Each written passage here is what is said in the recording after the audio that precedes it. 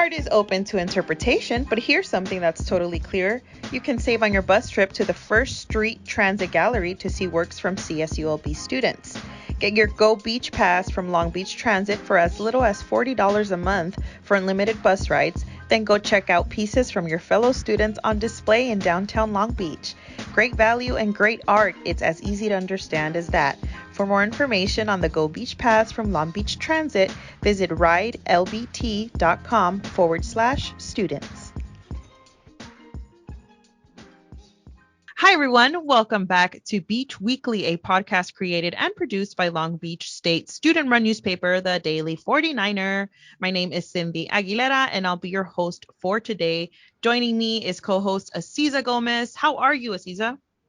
I'm doing good, Cindy. It's good to talk to you again. It feels I like know. It's forever. always great to How hear was from you. how was your Thanksgiving? Were you rowdy?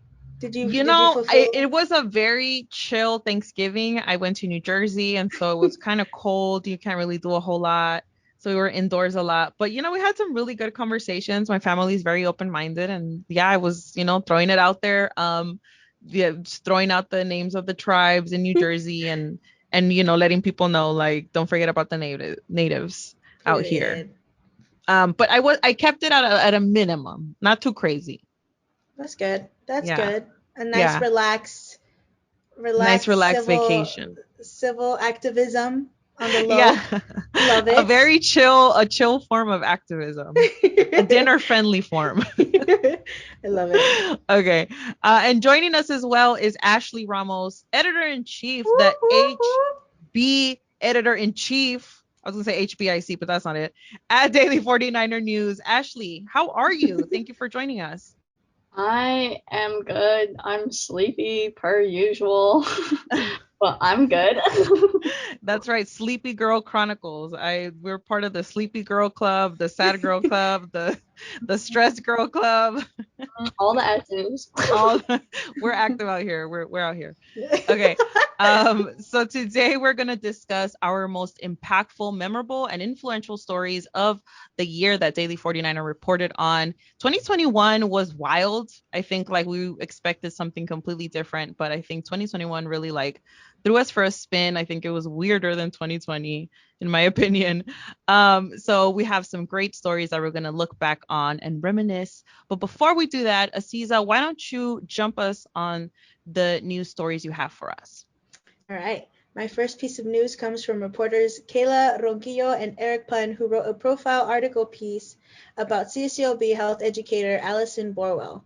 Alison Borwell recalls a time in college when a graduate student came into her class to share her thesis on comprehensive sex education. A light bulb went off, she said. I was like, wow, I really want to be a part of this. She believes that if people were more open to having conversations about sex, alcohol, and drugs, it would lead to a happier and healthier lifestyle. Risk education allows people to be heard and understood without judgment to get help before bigger health problems emerge. If we bring it back to just sex ed specifically, I want to help promote a world or culture or society that is open to encouraging people to be who they are, but in a safe and healthy way, Borwell said. At first, Borwell's educational journey wasn't clear because she didn't know what field to get into, but she knew she wanted to be of service to others. After 2 years at AmeriCorps, Borwell dropped her psychology major and moved back to San Diego to finish her prereqs at SDCC. She then transferred to CSULB in 2013 with a double major in both community health education and school education. During Borwell's time at CSULB, Student Health Services hired her as a student assistant to work as a peer health educator with the main focus on sexual health.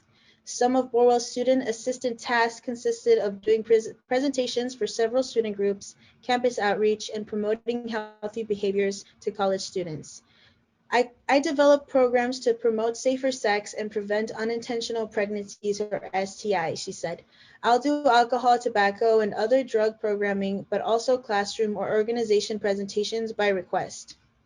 Another aspect of Borwell's job is training peer health educators with the help of master level graduate students to learn more about health education. Students tend to respond more to education when it comes from their peers, she said. Because students are part of the target population for health education. They help keep us informed over the current trends so we can connect better. During Borwell's time as an SHS health educator, her position has heavily altered towards remote work due to COVID-19. This transition has led her to think outside of the box when reaching out to her students through live streams or social media. One of Borwell's major transitions was dedicating most of her time and efforts towards COVID-19 cases by contact tracing CSULB students and faculty members. Now that's a job. And thank you to her for all her work with our campus. And everybody stay safe, be smart so that she can get back to teaching us about STIs. Oh my gosh. Please, Shout out we to need all the her. people on campus working to educate the population, educate the community. Like, it's not easy to educate people, y'all. It's hard, especially in medicine and science and stuff. And I agree. I think that there is not enough conversation going around about STIs, considering how popular STIs are, you know, and not in a good way. Yeah, it's crazy how the curriculum is shaped by the leaders of our country. Like back when like I was in high school, I watched like a video that explained how like the curriculum was changed into more of a conservative way of teaching sex ed. So it was more like, oh, you know, don't have sex because you will be ruined as a woman. Ew, you want to hear a really disgusting like metaphor? So basically this one lady was like, think of yourself as a lollipop. Now imagine if you let someone like suck you as a lollipop. Like no one else is gonna want you.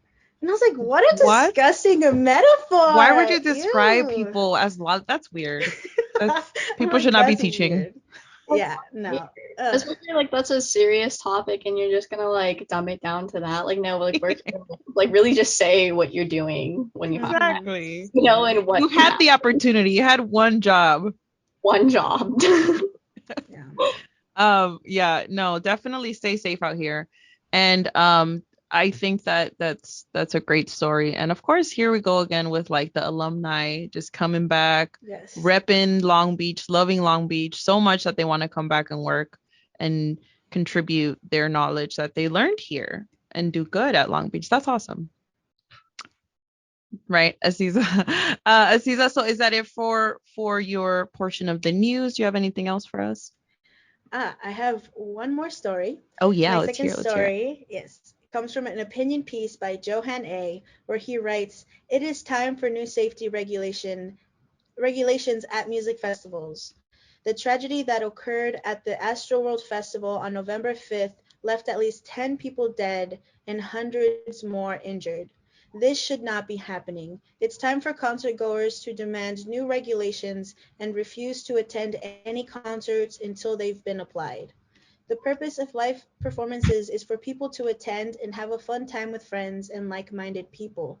But this tragedy has caused them to worry about their safety and if they will even make it back home.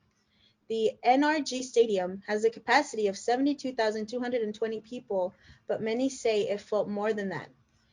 They could have had over 200,000 people in this venue. This venue was limited to 50,000, said Houston Fire Chief Samuel Peña to New York Times.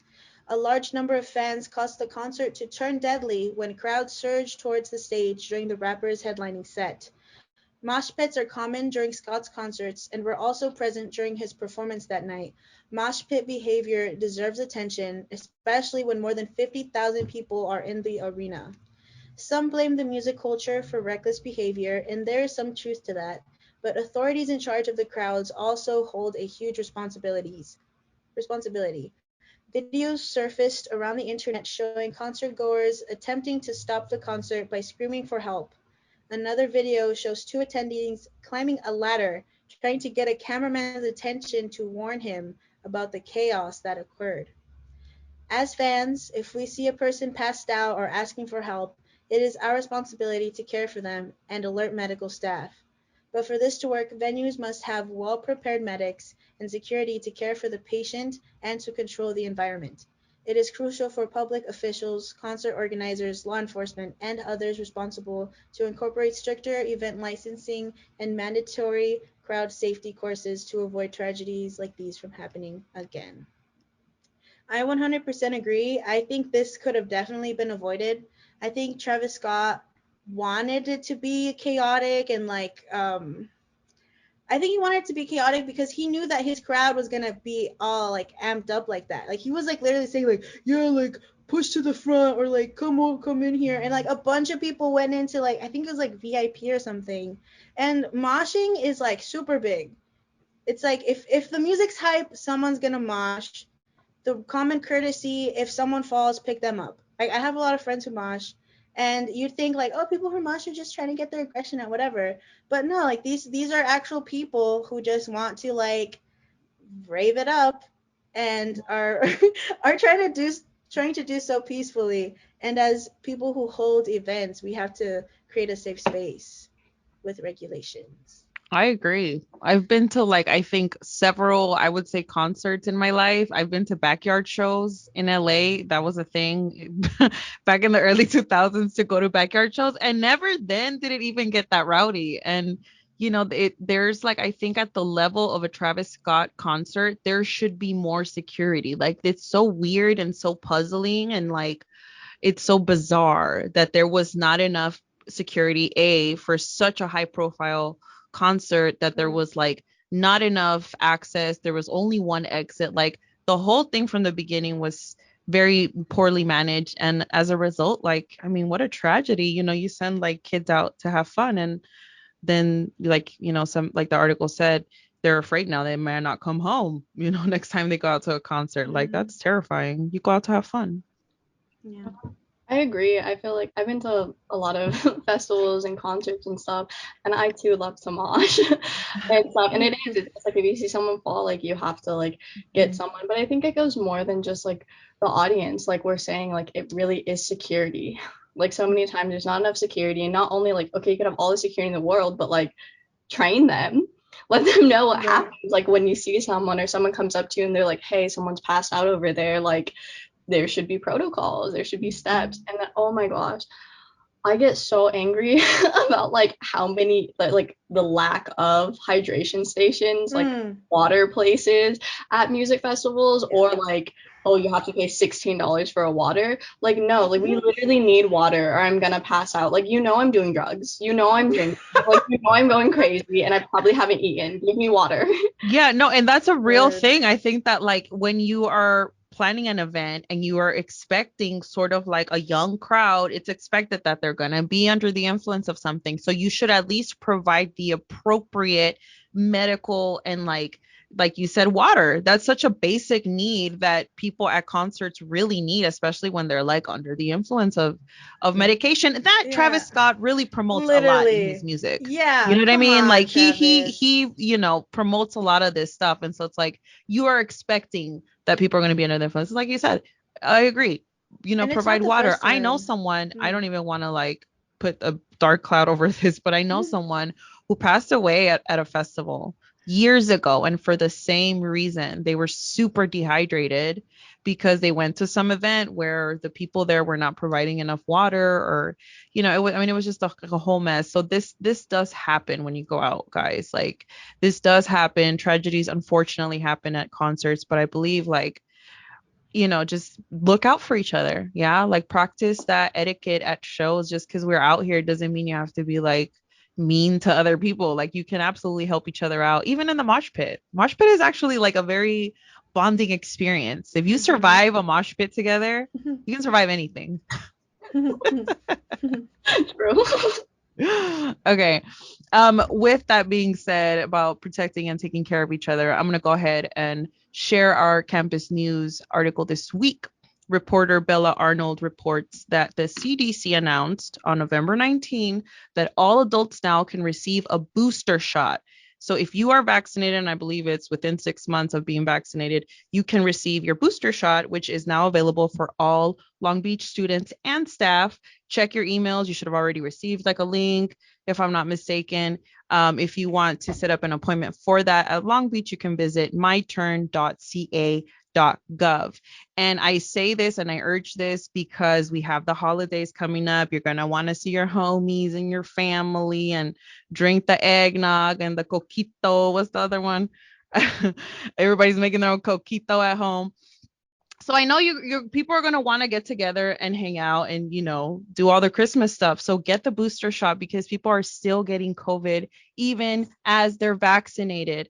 I think as of now, the Division of Student Affairs reports that at Long Beach, California State Long Beach, 97% of students have already been vaccinated. So that's a good sign. That means that most people are on track, and that means that they're in that position to get the booster. The booster shot is meant to decrease the spread within vulnerable communities, which is why one of the students that was interviewed, Andrew Garcia, said as a communications major, he really, really wants to get this vaccine. He says, we're all people of science in his family, and we believe in the motto that we would rather have some protection than none at all. And yeah, so always take those extra measures, do your part, in just taking care of your health and your safety as well as everyone around you. And I think that could happen at festivals and at school and anywhere that you really are this holiday season. So, right? Get your booster, y'all. Yes. Use your vitamins, drink water, stay hydrated. Triple up, y'all. Absolutely.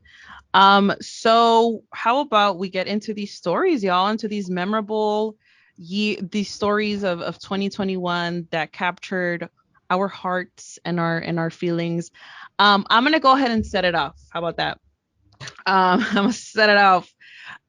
So I interviewed a very, very dear friend of mine, Johnny, this semester. He's a 24-year-old non-binary queer from LA, and he shared his story about growing up Catholic, and how that was a little difficult because they're very conservative, and how coming out was not really something that they really wanted to experience at all, and they kind of tried to look the other way and pretend that it wasn't happening. But he is very outspoken, and he said, no, I'm here and this is my life and I hope you love me, and they do.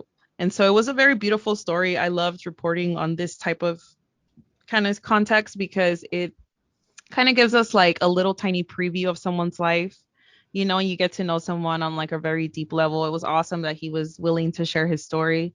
So that was one story that really impacted me. I'm very proud of. He was super happy with what I wrote, and he shared it with everyone. And that always makes me happy when like people, read our stuff and then they share it with their friends. I think that's always like super fun to bring more people into the Daily 49er news area. And I think, yeah, that was such a great story. And then my second one was Aziza, you actually talked about this, was the Long Beach residents gathering at Harbor Light Landing to pick up trash that had flowed from like the LA River, and it was like a bunch of garbage. This just happened a few weeks ago. But this is again like a story that I think is like one of those where we see people from a very small community get together and do an impactful thing, and they just wanted to pick up the garbage that was around their neighborhood, and it wasn't their fault that it was there. They just decided to take action. And I think like this is the stories that really motivate readers, and it gets you kind of thinking like, what can I do in my neighborhood? What can I do in my area? Or is there something in my neighborhood that maybe can be fixed and that I can fix? So just another example of great reporting by Daily 49er. That was a great article. So who wants to take a stab at it? Who wants to go? Ashley, how about you? First I'm gonna piggyback off of the ones that you said, because the first one you said about Johnny, the individual that was Catholic that came out, that was one that I put because I loved reading that story. I was raised Catholic, like I had to go to Catholic school. I'm a bi individual, so they really teach you don't be gay. And it just is like this weird, you just want to be yourself, but you're like, oh my gosh, like I literally can't, and it's scary. And I love hearing those stories because I know it's extremely hard, especially for like it's just so hard to come out because parents are conservative family, and it hurts me when like people don't come out because they're like, well, my parents are religious, like any type of religion that isn't very accepting of the queer community. And I'm just like, no, I hope one day. Yeah. Yeah, absolutely. And I'm so glad that it impacted you, and it makes me happy again to this is what I'm talking about. Like it's these stories that like you can read and you get a window into someone's life, but it makes you feel also seen like, oh, that's relatable to me and I can relate to them. And I'm so glad that you were able to relate to his story. Yes, all the way. There's so many great stories that came out, so I wrote down a few. I think I'll just go into like each different section. For news, one of my favorite ones that was written was by the writer Isaiah, and it was about the international students and what they were going through during, the pandemic, like whether it was like when it initially happened and like they were like, do I go back to my country? Do I stay? Like, what am I going to be doing? I think it introduced someone that was actually stuck somewhere for a while and like ended up having to do Zoom class, but the US time is like 8 hours ahead. So they're up at like 2 in the morning and just meeting like different individuals that were international students. And I was like, wow, I thought Zoom was hard for me. Now here you are, 8 hours, 3 in the morning doing your work. Like what was their life like? Like what was their schedule? Like what would you eat for breakfast at 3 in the morning? Did you have dinner? Yeah, Like like how do you get ready for class at 3 in the morning? That's insane. That's crazy. But shout out to these students still getting it done. And exactly, it makes you think like I'm over here complaining. Like I'm over here complaining because I have to literally just roll out of bed onto my screen, and these guys are on a completely different time zone. yeah, I know it's crazy. I already said the arts one that you did. That was one of my favorite. The whole actually special issue for October, I just loved every single story that was in there. One of my favorite opinions from there, the October issue, was written by Giselle, and it was about how skating helped them realize like they were more masculine and like that transition into it because I related to that as well. I was like, yes, like the wanting to buy baggy clothes and be like more masculine, and like getting into that. I was like, I love this. This is a great story. And then for sports, there was a profile written about Joe Hampton, and he was in this Netflix series, which is called Last Chance U. And it's about athletes that were like about to get booted, or they were like on academic probation, or they were just going through stuff. And so I got to learn about Joe Hampton's story and like his community college journey and just like how he was on academic probation. He was doing drugs and then he just like got past that and like basketball is life. Ball is life now. Ball was life before, but then he was really like, no, ball is life. No, ball is life. Ball is life. Literally saved his life. Yeah, and shout out to Joe Hampton because he is just doing amazing things on the team. Really shout outs to the men's basketball team. I mean, really doing some amazing things, making us proud. Yeah, that was a great I believe it's a documentary series, right, Ashley? Yeah, I haven't watched it, but just reading the article, I was like, I think I already know Joe Hampton. I think I have to watch. That's awesome. Yeah, and like you said, I mean, just so many stories this semester that I really feel were very insightful because we had such a unique point of view. We were coming back from pandemic. We were so excited and hopeful and yet we still had to kind of take a break and then kind of take our time and be patient and stuff. So, but we made it. We made it here. We made it. Anything else, Ashley, that you would like to share with us? Yes, Rain Nation. I would just like to give a gigantic shout out to the video that Rain made about how we were Pepsi campus and now we're a Coke campus. It was beautifully edited, the B-roll, the voice, and just I learned.